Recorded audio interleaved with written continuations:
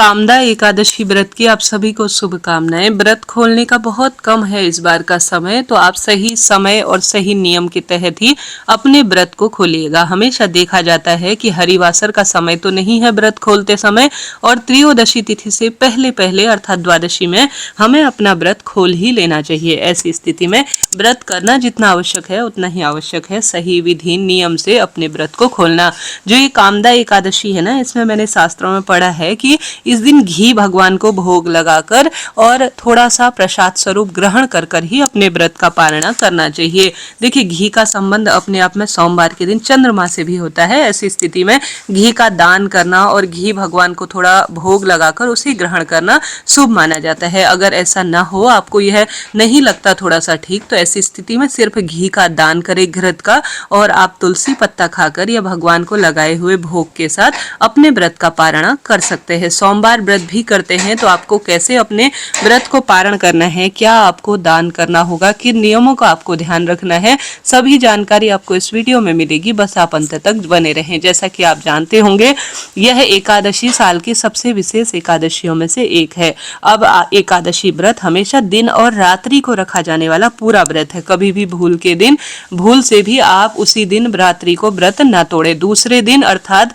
इस बार 29 मार्च को हम एकादशी व्रत कर रहे हैं, तो 30 मार्च 2026 को हम अपने व्रत को खोलेंगे। ठीक है, इस चीज को नोट करते हुए चलिएगा। तो 30 मार्च की जो है सुबह यह करीब करीब व्रत को खोला जाएगा। ऐसे में प्रदोष व्रत भी 30 मार्च 2026 को ही होगा। प्रदोष काल का जो पूजन का दीपदान का 30 तारीख को जो समय रहेगा, वह पंचांग में से मैं पढ़ रही हूँ 6:38 से शाम को 8:57 के आसपास है। अगर इस समय आप शिव पूजा करते हैं प्रदोष काल की, तो बहुत उत्तम रहता है।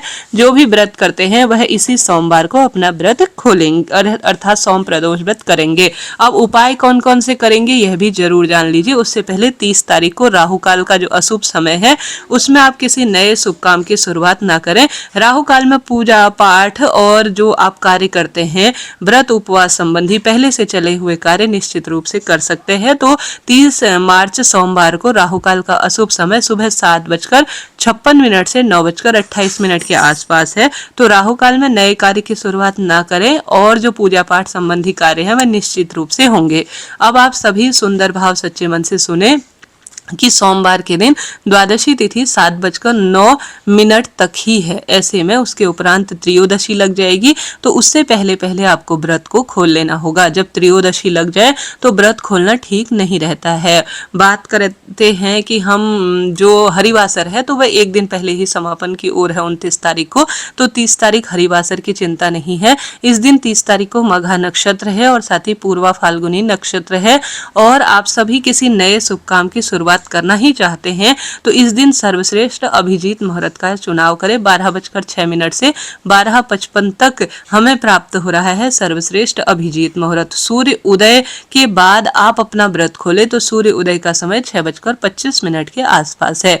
अब हमें व्रत कब खोलना है सुनिएगा। सबसे पहले जल्दी उठे, श्री शिवाय नमस्तुभ्यम, हर हर महादेव, ओम नमो भगवते वासुदेवाय, इन महामंत्रों का जाप करते हुए दिन की शुरुआत करें। सूर्य भगवान को जल चढ़ाएं, तुलसी माता का अच्छा जो है कच्चे दूध से सिंचन करें, तुलसी परिक्रमा पूजा करें, और साथ के साथ सूर्य भगवान को स्तुति करके द्वार पर एक लंबी बत्ती या गोल बत्ती जैसी भी आपसे व्यवस्था हो दीपदान रूप में आप कार्य करें। उसके बाद व्रत कब खोलना है, जैसा मैंने बताया सूर्य उदय के बाद त्रयोदशी तिथि लगने से पहले पहले आपको अपना व्रत खोल लेना चाहिए। तो सोमवार को सुबह व्रत खोलने का समय 6:20 से 7:09 के आसपास है। 7:09 बाद त्रयोदशी लग जाएगी। ऐसी स्थिति में आप सूर्य उदय हो जाए यह कार्य कर लें, उसके बाद आप अपने व्रत का पारणा कर लीजिएगा। अब आप सभी को अपने घर की रसोई में चावल जरूर बनाने हैं।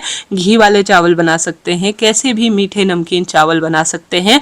उनका भोग आप श्री नारायण के समक्ष प्रस्तुत करें। शंख में कच्चा दूध और तुलसी पत्र रखकर श्री नारायण के विग्रह स्वरूप लड्डू गोपाल हो या किसी भी स्वरूप में उन्हें स्नान करें। शुद्ध गंगा जल से स्नान कराकर पीताम्बर रंग के वस्त्र उन्हें धारण कराएं।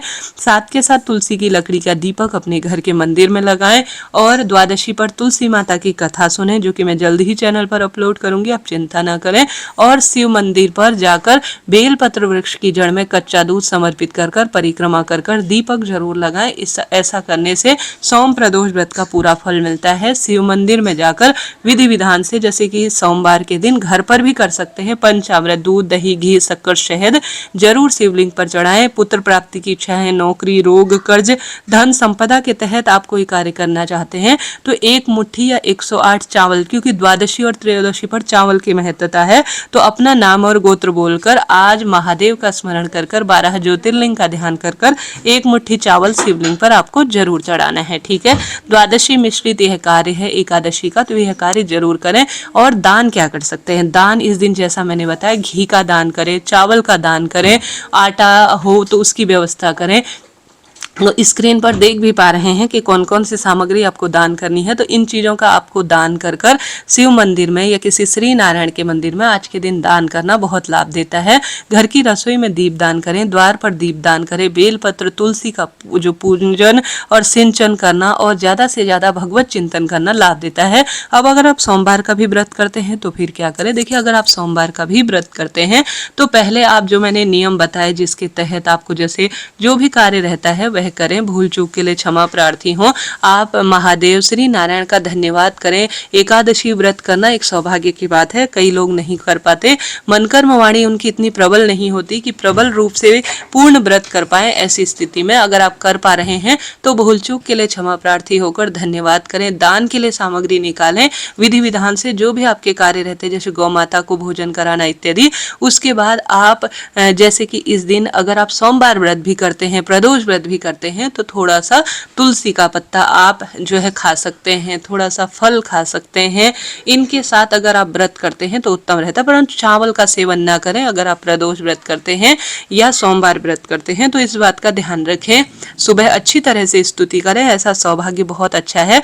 आप शुभ मुहूर्त में तुलसी पत्ता या फल खाकर थोड़ा टुकड़ा अब एकादशी व्रत को यहीं पर स्थगित कर कर अब त्रयोदशी व्रत का अर्थात प्रदोष व्रत और सोमवार व्रत का नियम ले लीजिए। इस तरह से यह बात मैंने आपको बताई। आशा है उम्मीद है आपके लिए जानकारी रुचिकर रही होगी। कोई प्रश्न हो आप पूछें, आपका अपना चैनल है, सभी प्रश्नों का उत्तर आपको मिलेगा।